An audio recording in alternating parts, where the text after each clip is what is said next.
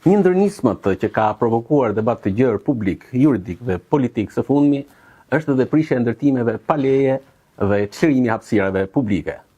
Kryeministri Edi Rama propozoi që ankimin administrative dhe gjyqësore nuk duhet të ndikojnë në vendimet e marra nga institucionet në varësi të qeverisë. Një tjetër masë e marrë është që ankimimet administrative dhe gjyqësore nuk e pezullojnë ekzekutimin e vendimit përfundimtar të autoritetit përgjegjës të zhvillimit të territorit.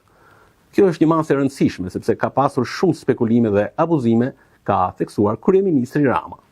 Megjithatë, juristët dhe përfaqësues të opozitës e shohin deklaratën e kreut të ekzekutivit si alarmuese dhe një hap drejt autoritarizmit.